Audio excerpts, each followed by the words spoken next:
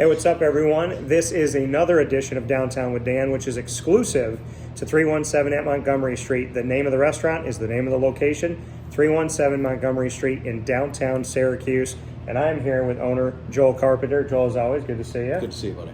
And haircut. Looking good, fresh. Yeah. So we are happy to be here with you at Syracuse Dining Weeks, which means that we are going to be doing our taste testing of the menu that you can come here and get. So we're going to have some options that will be presented to me today that would be like someone else coming in here for Dining Weeks and getting to try some things. Yeah. The only thing you're not getting is a salad. Okay. You've had salad before. I've had salad, yes. The salad here is fantastic, though. Your house is awesome. Yeah, we do make our own dressing, so. Yeah, well, that's the thing about it is, and I feel like I'm an old, stubborn Italian in the sense of when I go to a restaurant, I want to know what's the dressing. And if they say they have a house, give me the house. Right. And if it doesn't taste right, I'm not having it anymore. I get you. And here, the first time I came in, all the food was great, but I was all over that salad. Mm-hmm. I was like, this house dressing is really, really good. I like it to have, I don't want it to be like sour. I want it to have like a sweet balance, like a sweet sour. Yep. So you do that here. Yeah. It's apple honey. It's Sold. Yeah, it's great. So we got a lot of great stuff coming up here. For the people that don't know, Syracuse Dining Weeks, when they come to 317 at Montgomery Street for these next couple weeks, what can they expect? What's kind of the breakdown of it to someone who doesn't know? Yeah, so Dining Weeks is all about, the city put it together to get more people through the doors and trying food and going to places where they normally wouldn't, right? Or they haven't, or they've been looking to go, and being able to go out and enjoy a good meal for a reduced rate. So it's $35. You get 3 courses. You pick from the 3 courses that we've laid out, which is our normal menu, but you get smaller portions, right? So you get for $35, you get your pick of the salads. You get a pick of our 4 appetizers, and then you get a pick of our 6 entrees. And essentially, like you said, you get to try them all here, and you get a smaller portion of it to have the salad, the appetizer, the entree, and you can have any combination. So you pick whatever salad you want. You come here, on one day, pick your salad, pick your appetizer, pick your entree, come out, try something different. It stays $35. Smaller portions, get a taste of it. And if you're like me, you'll take one bite of whatever portion it is, fall in love with it, and then come back here and pay full price all the time. Yeah. So. And we do, for the patrons that come in, that we have a lot of regulars that come in and they're like, we know what we want. We don't want to do the Dining Weeks menu.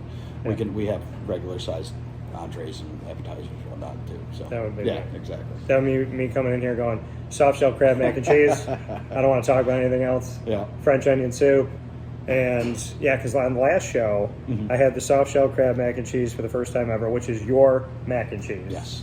But with the soft shell crab on it. And I want to thank Natalie for bringing these out. Thank you so much. You can't see her; she's right over there, though. Yes, she's right off camera here. So, okay, bring me into what I'm trying first here. So this is our pork belly bao bun. So the pork belly, I'm sure you're familiar with pork belly. I'm not to interrupt you, but I can't, you can't see this on camera. When it comes down and it sits here, immediately the smell all up in here, and my nose is like, eat it already. So we sous vide the pork. Yep. Then we smoke it, and then to serve, we deep fry it. So it gives you a little crisp on the outside, but it gives you all that beautiful porky flavor. So this is, I'm going to try. It's a big bite. So you got to pick it up like a sandwich. Yep. It smells so good. All right, here we go.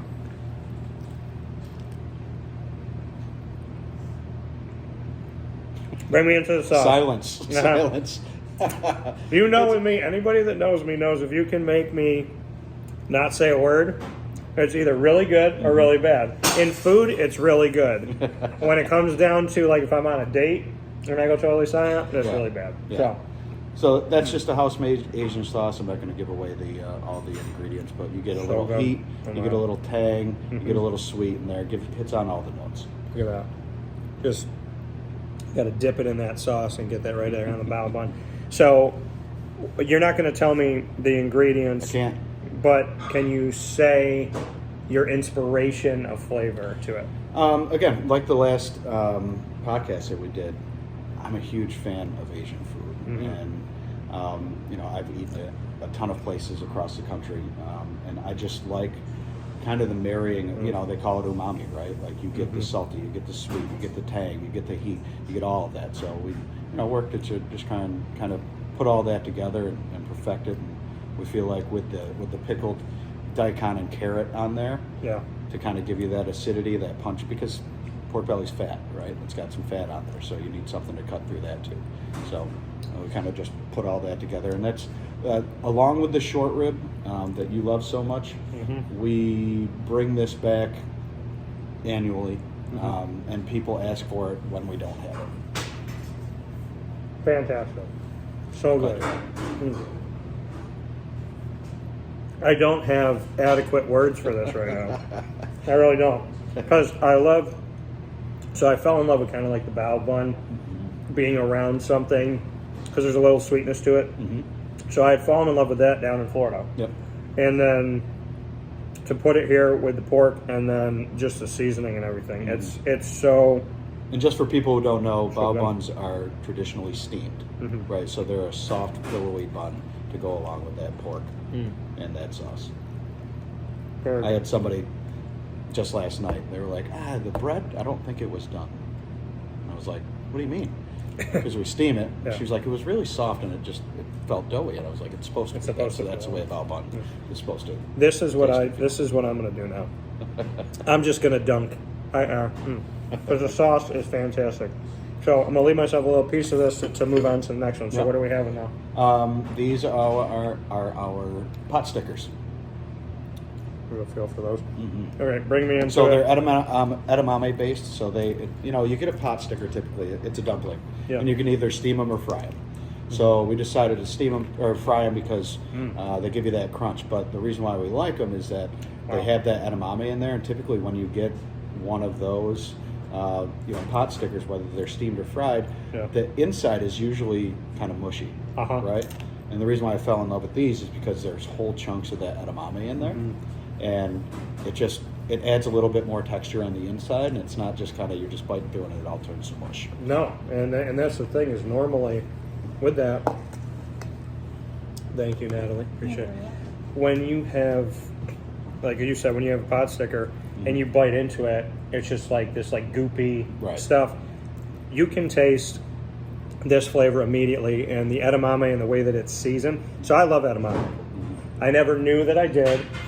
But somebody had cooked it before, and I was like, you know what? And they kept saying, you got to try it. Yeah. So then one day I was like, all right, you know what? I'll try it. Found out something. Not only do I like edamame, my dog, Lily, likes edamame. She loved it. So she'd be all over this. But again, the flavor hits you right away with these pot stickers. So different than anything I've had before, because as soon as you bite into it, it feels... There's a little kick, right? There's a little bit of that heat to it normally, and then there's like a little bit of a kick heat, and then you feel like you're eating something healthier because you're biting into vegetable. So then you have kind of that... That's how we trick you. It's fried. Yeah, well, that's the thing. That's what I'm saying. This fried deliciousness is so healthy for me. But it's all green on the inside, It's so good. Well, this is the thing. It's like between these two dishes, I felt my palate, like it's almost like my tongue flipped and said, okay, we're going somewhere totally different. Right. Really good. Right. Very good. Oh my God. So this reminds me of, I used to have like the fried broccoli bites. And so you look at it and it's fried, and then you bite into it and you're like, but it's vegetables. That's right. Yeah. Feel good about your life choices.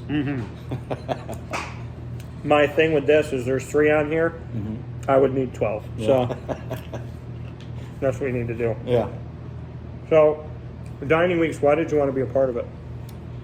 So since we bought the restaurant in 2020, anything to get people through the doors, right? Getting people through the doors can be tough, especially, we bought it at a time where the first couple of months was great. And then, the world ended, right? I mean, COVID hit. It was like, what are we going to do? So, Syracuse has been great.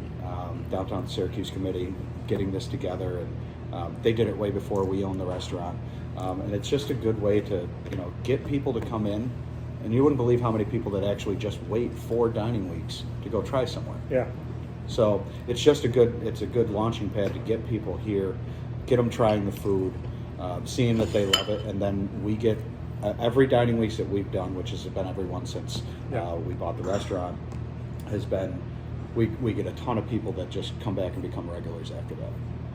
So, can I say that those pot stickers tasted refreshing? There was like I don't know. It's like my mouth went, ooh, something different. Palate cleanser. Yeah.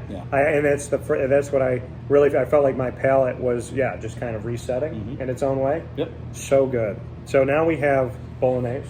Yes, our first official 100% vegan dish at 317. So it doesn't look like that. You look at it, the actual appearance of it, you think this is all beef right here.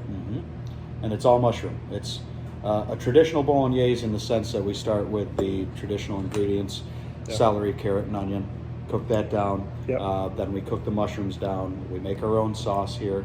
So we make that, add it all together, and really make it like it's beef and veal, but with the mushrooms. That adds the meatiness to it.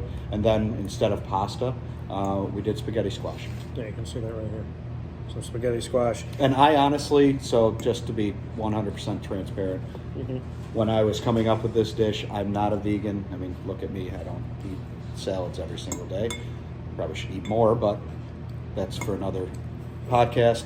I didn't know how it was going to turn out. Yeah. So I made it on the day that we were unveiling everything to our staff. Yeah. And it was one of the last things that I made. I tried it a little bit, and I'm like, okay, I think it tastes good. And then I added it all together, and I love it.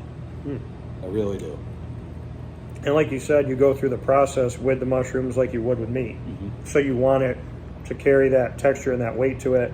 There's pieces of mushroom in here that you're chewing on like you're chewing meat. So it does get, because I'm a firm believer, and vegetarians, vegans, you can tell me your thoughts, but I feel like you don't want meat, but you want to think that you're eating meat. Right? It's like because you look at all these different dishes where it's like they look so meaty, but they're not. Like my favorite eggplant parm is thinly sliced, but when you cut into it, it tastes like you're eating meat. I don't know how to describe it, but places know how to make it and places don't. And when you have it that way, so getting into this, there's different textures going on here, right? So why the butternut squash? Because we wanted it to be fully vegan. Right? So what better way to get rid of the pasta and switch it out with spaghetti squash? And I feel like you don't miss the pasta at all, because it has that texture of pasta, has the look and the feel of pasta too. I just thought it was the perfect kind of foil for that. And it's got a little crunch to it. Yeah. Gives it a little texture. But it's hearty, you know what I mean? Like the whole dish itself, all put together, is very hearty. The good thing about it, though, is it still feels light. It doesn't feel like overbearingly heavy, you know what I mean?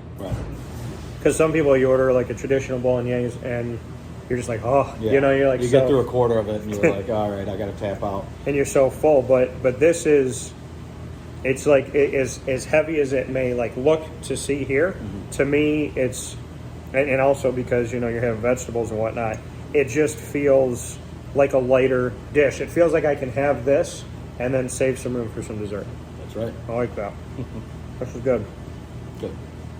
And so to have a true vegan dish, and like you said, you didn't know how it was going to turn out because you're not vegan. When you tested it out with everybody and you really tried to say, like, you know, does this feel the right way?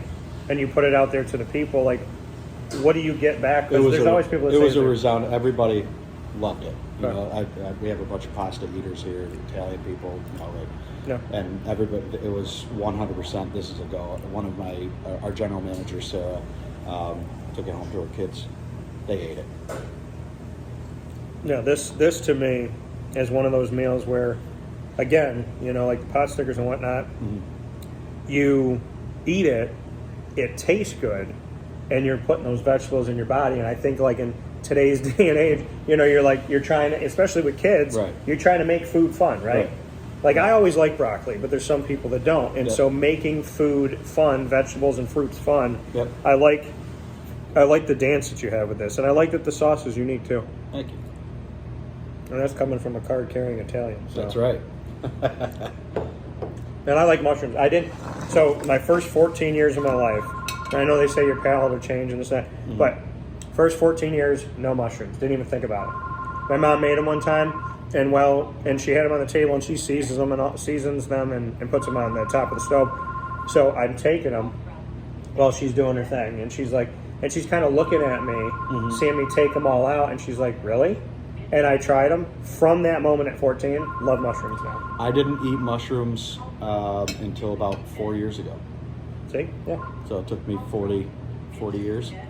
And I was at a restaurant, and I got an Asian dish, and they threw some mushrooms in there, and I mistakenly ate one.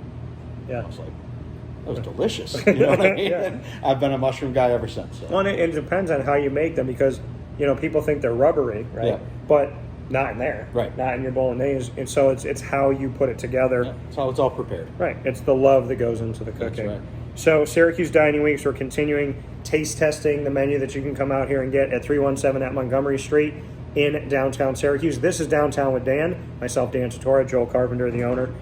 Final dish. Final dish. You know why I saved this to last. Because when you say seafood, I say put it over there. That's right. Because I want my body to feel the goodness, but then to know it's getting... I want to be like the setup to a movie. I want the first act to be good, the second act to be even better, and by the time I hit the climax, I want to be able to throw my hands up like I'm on a ride in the theater. That's right. So this is why this is last. Yeah. So no pressure, but a lot of pressure. Yeah, well, hopefully you won't hate it. So this, Cut. we'll have to reshoot that now. So this is our crab and scallop stuffed sole, served with toasted seasoned brown rice, sautéed green beans, and a lobster cream sauce. Look at that. Beautiful. It's like you don't want to touch it at all. I will, though. Yeah. And so when he said, we're going to have the fish today, I just went, okay. And then I said, well, what fish? And he went, crab. And I went, okay, good. He didn't even describe it. When you say crab, I'm there. So, and then he said scallops, and I'm like, all right, well, now we're making people greedy over here. That's good. Right. And I love sole. Down in Florida, when you're by the beach, St. Pete's Beach and all that, I always get stuffed anything. Yeah. Stuffed flounder, stuffed sole. Yeah. This is bringing me back to St. Pete's. It's 80 degrees. I wish. The sand is white. It's not too hot. I'm eating this, and I'm thinking to myself, why do I eat anywhere else? And I'm going to go dolphin watching after this. That's what this is painting the picture for me. Well, I saved this till last, and good for you. I'm not like reaching back, Yeah. I liked all of these, but this is something else. I'm about to finish this. So bring me into the why, besides the fact that you recreated a dish that I pretty much had down in Florida years ago. Yeah. So we try and not have the same. The texture it's a of the market. rice, my God, that's so good. Yeah, Natalie just toasted it up. So it's not like it's so hard to make. Like people at home talk about all the time. Not to interrupt you, it's like so with pasta and rice, so hard to make it. This rice has no hardness to it, no crunch to it. It's like eating a rice pillow. I don't know how you did that. No, I'm sitting. Listen. I cook at home, and I've been eating for 37 years. I've never had rice like this. I don't know. What did Natalie do to this rice that she can teach me how to do? It's, again, our secret. You can only get it here. Sorry. I'll pay you double, Natalie. This is good. But the whole thing behind our market fish is, I see it as a challenge. So we try and change it every other week. This is just for dining weeks. And then we'll go on to something else. But, we've gotten great reviews and great responses from customers. Wow. With our market fish. And every week, every time we change it up, I just try and outdo myself from the last time, right? Yes. Get that in your life. This so, is so good. Just talking with our food purveyor and what they had available is kind of just, it all made sense to me. Everything's soft. Yeah. Like everything is just like, I had Dr. tell me that, because I've gone through some stuff, vocal cords and whatnot, and they're like, you have to have like a soft diet and stuff. And so there's things you feel like you can't eat, right? You're like, oh, I'm going to have applesauce and stuff. Yeah. This is so, like, everything about this is soft. None of it's chewy. None of it's pulley. Like, you know, you set the bar high every time we do this. I appreciate that. I don't like the fact that you told me that you're going to change it up after this. I think he said it's here for Dining Weeks, comma, for Dan. Because that's... Yeah. We'll save some for you. Because when he did change the menu, Joel's fantastic words to me were, well, he sent me, I said this in the last show, he sent me soft shell crab mac and cheese. Sentence. Nothing in it. Just, that's what it is. He said, new menu, soft shell crab mac and cheese. And then before I could say anything, he goes, don't worry, kept the short rib. That's right. Those were the 3 messages that I got. Wanted to make sure. I knew you loved it. This is fighting the short rib right now. This is really good. Thank you. No, this is bringing me. My parents know I can't. I think that there is a restaurant like literally right across from the water. Yeah. Bringing me back. So this is one of the dishes lately that, like, Wow. you know, in every restaurant there's misorders, right? So anybody who's worked in a restaurant out there, you know, like somebody puts in the wrong order, it's like, oh crap, I hit the wrong thing, or I sent the wrong thing through. This is one of the things that I'm really happy when there's a misorder, because then it becomes the kitchen's meal, and then I get to eat some.